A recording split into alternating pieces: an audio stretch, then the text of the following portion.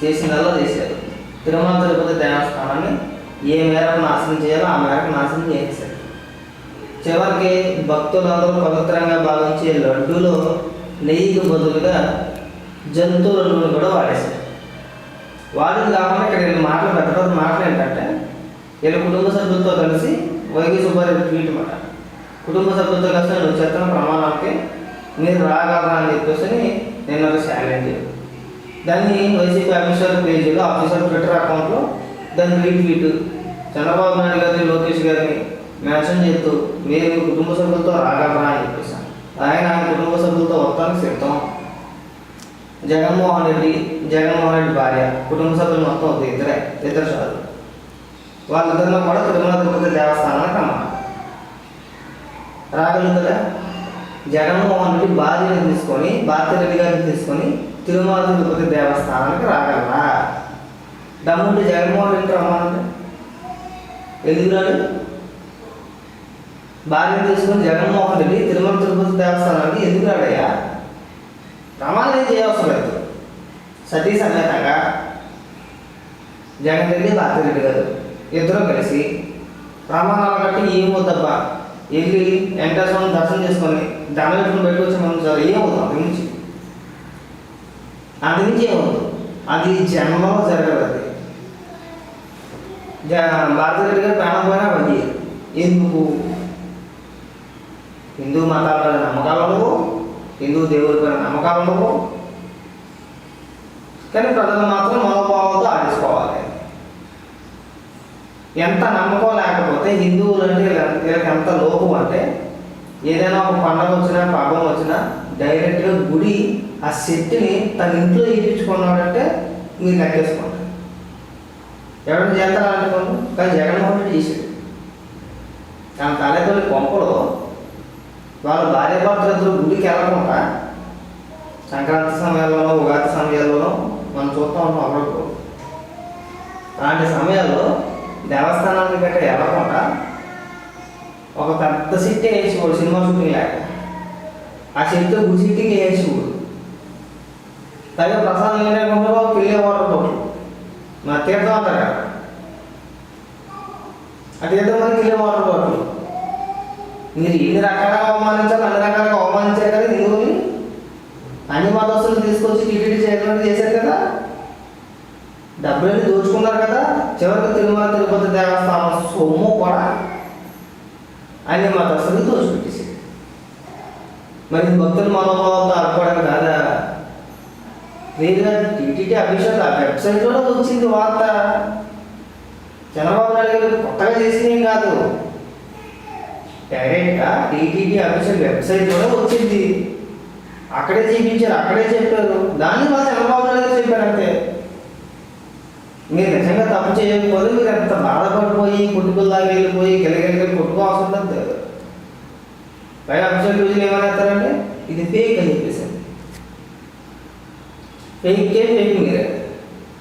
అసలు ఫేక్ అనే పదానికి బ్రాండ్ అంబాసిడర్ డాన్ లాక్కుంది అప్పుడు కూడా. పచ్చి అబద్ధం చెప్తారు, పొద్దులైతే ఉదయం రాత్రి పడుకునేంత వరకు అన్నీ అబద్ధాలే మాట్లాడతారు. పైగా మీరు గడప పాఠాలు చెప్తారు.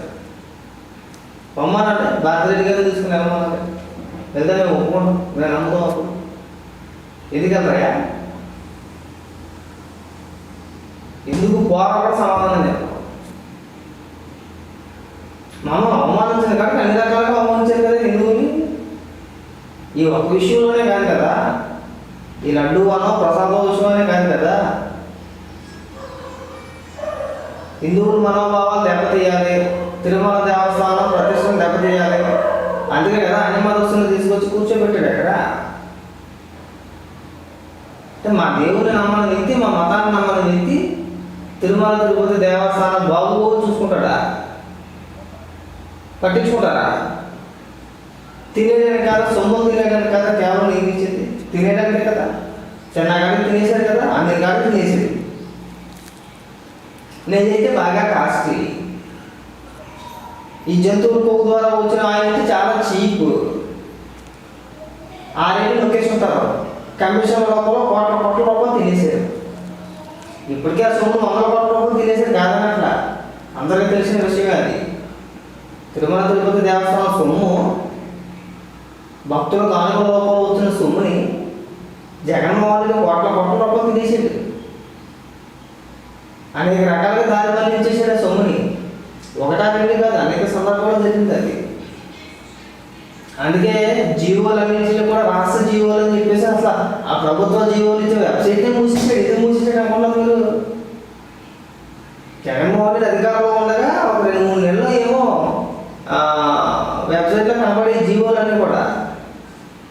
ఆ తర్వాత మనం చేసే తప్పుడు పని ప్రజలందరికీ తెలిసిపోతుంది, మన జీవోలన్నీ పబ్లిక్గా పెట్టేస్తామని చెప్పేసి ఆ వెబ్సైట్నే మూసేసాడు. వెబ్సైట్ని మూసేసి ఇష్టారాజ్యంగా జీవోలు ఇచ్చేసాడు. ఇష్టారాజ్యంగా తిరుపతి సొమ్ముని, భక్తుల కానుకలుగా ఇచ్చిన సొమ్ముని తన సొంత పార్టీ నాయకులకి కార్యకర్తలకి దోచిపెట్టేసాడు. ఒకవేళ నిజంగా నువ్వు ఏ అభివృద్ధి చేయకపోతే ఆ వెబ్సైట్ ఎందుకు మూసేసుకోవాలయా? దానికి సమాధానం చెప్పండి ఎవరైనా వచ్చి. మనం చేసిన ప్రతి అభివృద్ధి ప్రజలు తెలిసిపోతారే కదా, దాన్ని దాచేసేదాన్ని కనబడకుండా. వాళ్ళు ప్రమాణానికి వచ్చేస్తారా? వచ్చేస్తారు, ఖచ్చితంగా 100% వస్తారు. చంద్రబాబు నాయుడు గారి కుటుంబ సభ్యులు అందరూ కలిసి వస్తారు, జగన్మోహన్ రెడ్డి కుటుంబ సభ్యులు అందరూ ఓటు. ఆ ఇద్దరు ఊరి బలాలు రవాణా సరిపోతుంది. ఆ ఇద్దరు ఊరి బలాలు వచ్చి భారతిరెడ్డి గారితో కలిసి వెంకటేశ్వర స్వామిని దర్శించుకొని దండం పెట్టుకుని బయటకు వచ్చేస్తే అసలు ఏమవుతుంది? చేయగలరు? చేయలేదు. మరి ఎందుకని మరి పెద్దది మాట. దేవస్థానాన్ని నాశనం చేసేలేను కదా, అన్ని మతం తీసుకొచ్చి కూర్చోబెట్టింది అక్కడ. పైగా వాళ్ళ మీద పెద్ద మాటలా ప్రమాణం చేసేస్తారా? మీరు గుళ్ళకి వెళ్ళరా? శక్తి మొత్తం పంపులో వేసుకుంటారా? పైగా మీరు మా మతాన్ని గౌరవిస్తారా? చెప్పుకోవడానికి కొంచెం సిగ్గుండాలి కదా మనకి. పైగా పుట్టడం దాకా వెళ్ళిపోవడం, మనిషి పుట్టడం, వీధి మనిషి పుట్టడం కాదు అసలు. వైఎస్ సుబ్బారెడ్డి ఎప్పుడైనా సరే మీ భార్యతో కలిసి తిరుమల తిరుపతి దేవస్థానానికి వెళ్ళావా? టీటీడీ చైర్మన్ హోదాలో ఎప్పుడైనా సరే అక్కడ మీ భార్యగానేమో బైబిల్ పట్టుకుని ఊరూరుతో ప్రచారం చేసుకుంటారా? తప్పలేదు, తప్ప అనట్లేదు. ఎవరిష్టం వాళ్ళతో తెరవచ్చు కాదని అట్లా. మరి ఇక్కడ నీ పత్రాలు ఏంటయా? ఇప్పుడు నేను ఒక హిందువుగా ఏదైనా ఒక చర్చిలోకి వెళ్ళి నేను మీ అందరికీ పాఠాలు చెప్తాను, మీరు అందరూ కానుకలు ఇవ్వండి, నేను ఈ చర్చిని ఎలా డెవలప్మెంట్ చేయాలి ఏంటి అనేది నేను మొత్తం చూసుకుంటానని చెప్పేసి నేను మీ దేవుని నమ్ముకుంటా, మీ మతాన్ని నమ్ముకుంటా, వెళ్ళి కూర్చున్నాను ఏమంటారు? నువ్వు మొహం తుక్కు నువ్వేస్తారు, అవునా? ముందు బయటపట్టుకుని బయటికి వెళ్ళేస్తాను మమ్మల్ని. కానీ మేము అలా చేయలేకపోయాము, ఆ సాహసం మేము చేయలేకపోయామన్నమాట. ఆ ఉదయమానాలు ఎవరో అలాగే వెళ్తారని వదిలేసామంతే. నిజంగా మాకు కూడా సిగ్గుశారు ఉంటే తిరుమల తిరుపతి దేవస్థానానికి టీటీడీ చైర్మన్గా అన్ని మతస్థులను నియమించినప్పుడే మెడబట్టుకుని బయటికి గట్టి తెలిసింది, లాక్ రావాల్సింది. అది మేము చేసే మొట్టమొదటిగా మేము చేసింది తప్పది. ఒకసారి చేసింది సిగ్గుతును. తర్వాత ఏ ప్రభుత్వాలు వచ్చినా ఇలాంటి నిర్ణయాలు తీసుకోవడం, ఒక మతంలో ఇంకొక మతంలో తీసుకొచ్చి కూర్చోబెట్టడం, భ్రష్టు పట్టించే ప్రయత్నం చేయడం మేము చేయలేదు కదా.